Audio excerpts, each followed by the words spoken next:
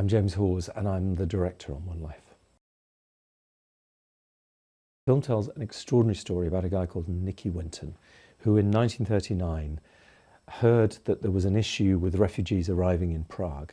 And he was one of those people that in that moment said, I can't look away from this, I've got to do something. What he managed to do over the period of some months was rescue, it became known as the Prague Rescue, 669 children, bringing them home to Britain, finding foster homes for them, finding them money to pay for them, getting them through the process of immigration. You would think that anybody who'd achieved that would be quietly, overtly maybe, content that they'd done something, but not Nicky Winton. He spent a long part of the rest of his life blaming himself that it was never enough, that he should have done more. There's always been something that pulls me to a true story. But to find a story that is so human, that is so resonant for today with what it can tell us about the world we live in now and how we might approach it differently, but also that has such redemption at the end, such an uplift, a message of hope, that drew me. World War II stories tend to come in two shapes. They're either combat stories or they are survival stories. And a lot of those survival stories can be pretty bleak. For this story to have such a positive end and such a message, it feels to me, about where we find ourselves today and the resonances with Ukraine, with refugee situations all over the world, it felt to me like it was a powerful story that, yeah, sure, it's set in the past, but it speaks very much to our present. I knew very little about Nicholas Winton. I knew the clip. I think the thing that amazed me most was how much more there was to know about the man. He then went and served as an ambulance driver, driving over the channel, behind the lines on several occasions. And after that, that wasn't enough. He then was involved in the post-war reparations process of returning looted articles, particularly from the Jewish community, to their proper origin. And then to carry on, he's not posting on Instagram, he's not telling the world, he's just quietly being decent and doing good where he feels it needs to be done. There were meetings and there was my own research, both going into the history of that particular story, but then broadening it out, talking to whether it was the Holocaust Education Trust or survivors, because there are still some of Nicky's children alive who could dig out fragments of memories about their journeys home and what that meant. When I, as the director, am presented with a cast like that, there's a mixture of thrill and terror. I was lucky that I'd worked with both Johnny and Helena in the past, so we already had something of a relationship. Meeting Tony, somebody who is quite such an icon, was awe-inspiring. But he's a man with such heart, and it's true of all three of those actors, such a passion and enthusiasm for what they do. And to do the research, they were all hungry for facts, hungry for details, working on their accents if that was relevant, talking to Barbara Winton as somebody who obviously knew her parents, her grandmother to some extent, to be able to give them a little touchstone or a little flavour that they might be able to bring into the life of their characters. I think two timelines are always a challenge. The key for me is to go with the character and what the mood of the character is in that moment. So if you think about the older Nicky, older man living with his regret, haunted, at a slower pace, we felt that that could be told with quite a static camera, with quite subdued colours, simple frames, quite big frames where the man was lonely within the space. Whereas the 1930s, we've got a much more active man, clock's ticking, it's much more urgent. So we brought more colour into that. The camera's handheld for most of the time because Nicky's on a mission, so the camera travels with him. We tried to steer away where we could from anything that was too twee, too sort of fancy around the edges, to keep it real and not be too removed from us. I think it is partly because of his heritage. He came from German Jewish heritage, something that they brought to London and he'd grown up with. But it's also because he's just such an extraordinary, decent human. And he was an incredibly tenacious man. He wasn't just going to make a donation. He felt that somebody had to do something there and then. And if not him, then who? And one of them was a belief that they weren't at risk. A lot of people saying it's fine. There's no issue. They're in Prague. They're not in Austria or Germany. Another was British bureaucracy, and frankly, xenophobia. See if this is familiar. There were people and the papers and politicians saying, we're a small crowded island. There's no place for more people here. Nicky had to fight that kind of prejudice, raising the public consciousness, writing articles, an age way before the internet, way before broadcast news, where he had to somehow get the message out there through the newspapers, through word of mouth, through institutions, through letters, so that enough people would support him. British government, then as now, had a system for immigration. They required visas and medical certificates and sponsorship. Didn't matter if they were in need now, the process still had to be fulfilled. So Nicky and his mother Babby were involved with a team of others, persuading the Home Office, persuading politicians to allow these people in. Doesn't that sound familiar? Doesn't that sound like a year ago when we were first hearing from Ukraine? It is exactly the same thing. And if Nicky was here saying one thing now, he'd be saying, when do we start learning from history? I mean, we've seen it before, we know what happens. That's what his scrapbook was about. It was about, in here is a story, in here is some wisdom, in here is some human truth. Read it, spread the news, learn. Nicky was a conduit to their past. Obviously, most of them had lost their parents. He was a lightning rod back to the roots of who they were. To imagine those moments of separation are just so acutely painful. And what we did was start to bring them back together. Now, someone had this brilliant idea that when we get to the That's Life studio, we should fill the audience with some of the children of the children. So the children of the people that Nicky saved.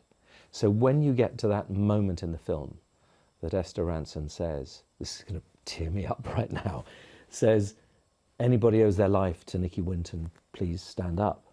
They do, because they do owe their lives to that man. Those people actually would not exist but for him. And I mean, there was not a dry eye on the set floor. We were all just sobbing. That YouTube clip lives out there. Millions of people have watched it. Or they could hear about the movie now and click on that link and see it and say, well, so what's going to be different? So what we've tried to do is make it feel like his experience would have felt. We travel into the studio on Nicky's shoulder. We make it feel like it would for him.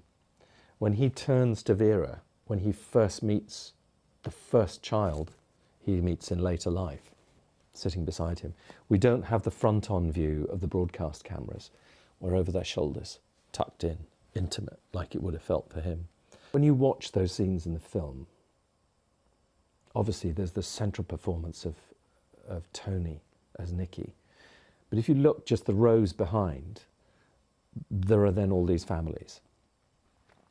And the emotion in their faces when they hear that story being told,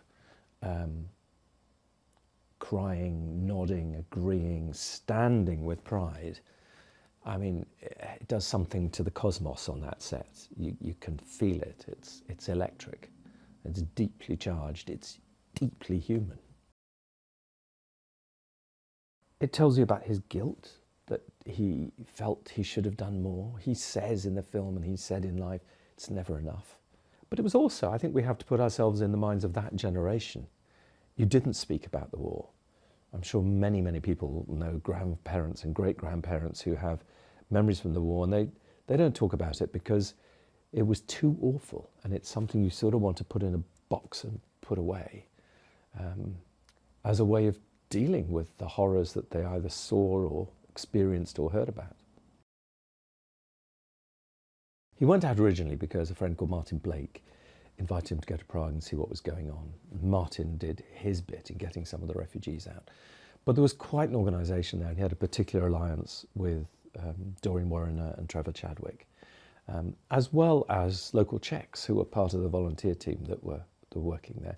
By the time he comes home, the team is growing, so some of Babby's friends, his mother was there very much at the heart of it. She was already going to the Home Office, banging on desks, getting attention, finding out what sort of paperwork would be needed. She recruited some of her friends, Bernard and Frank and Nina, and gradually this group grew. It wasn't exciting work, but putting together those papers right could be what saved a child's life. We include those other people, that circle of supporters and team around Nicky.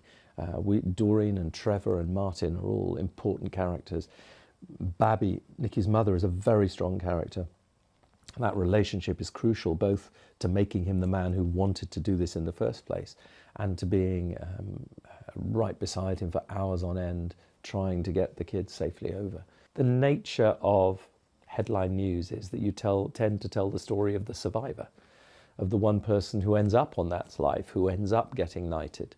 But Nicky would be the first person to say, and his family would join him in saying, he wasn't alone. And we quietly remember Trevor, Doreen and Martin and all the others. The real scrapbook is in the museum in Israel, in Yad Vashem, but there are fabulous facsimiles, and indeed Art Department then created one which is, even to the touch and the smell, just about as real as it could possibly be.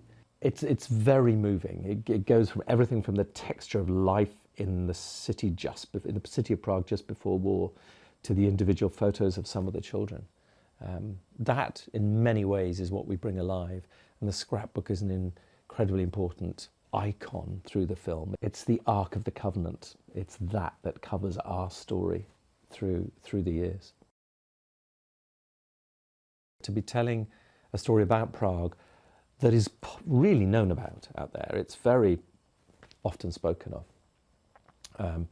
It felt important. Obviously, we were able to go to some places that played in the story. Most notable is the railway station. So Wilson Station, as it's called, Prague Central Station, from which the children left on their way to safety, still stands.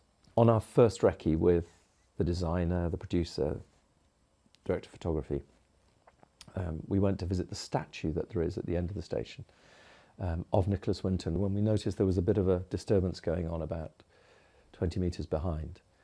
And there were these police there, and there were some stewards in high-vis, and we weren't quite sure what was happening at first. And then we realised that what was happening was a train had come in delivering Ukrainian refugees.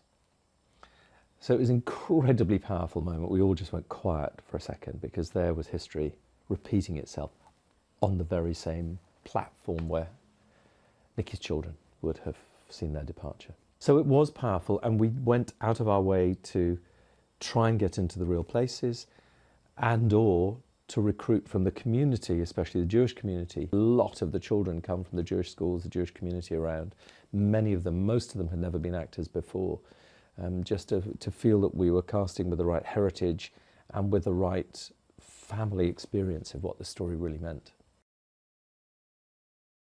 Nicky's first imperative is the winter. They're living in make-do shelters, and they're facing a harsh winter with almost no supplies. Within days of the first train arriving back in London, the Germans break their promise about only needing part of Czechoslovakia, and they come into the rest of the country and they occupy Prague. Obviously, the moment the Germans occupy Prague, the danger cranks up considerably.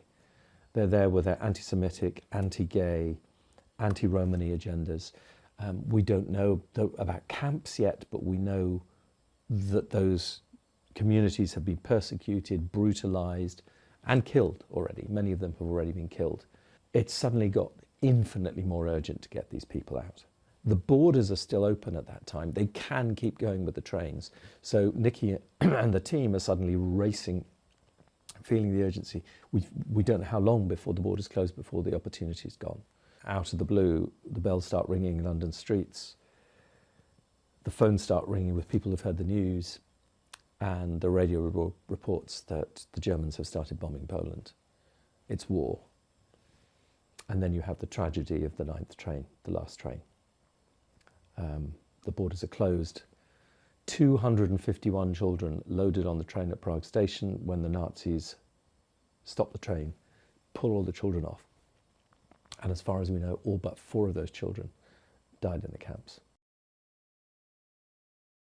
A year ago, Russia invaded Ukraine.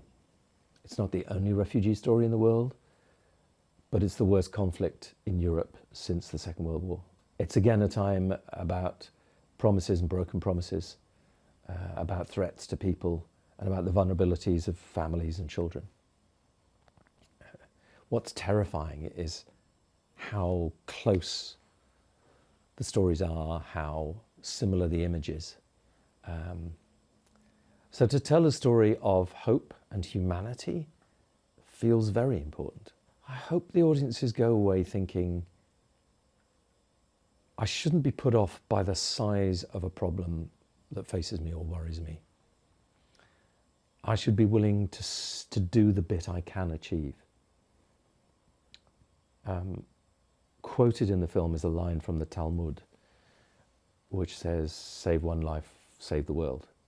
In other words, don't not do it because there are thousands who need saving it. Do it because there's one who you are able to save, or one who you can help save. Listen, I'm sounding so holier than thou. I think it's a lesson to me, to you, to all of us. I hope this film is going to entertain people. I hope it's going to move people. I hope people are going to learn a story they hadn't heard before. But it also brings a message as important as that to a broader audience, then it's really done its job.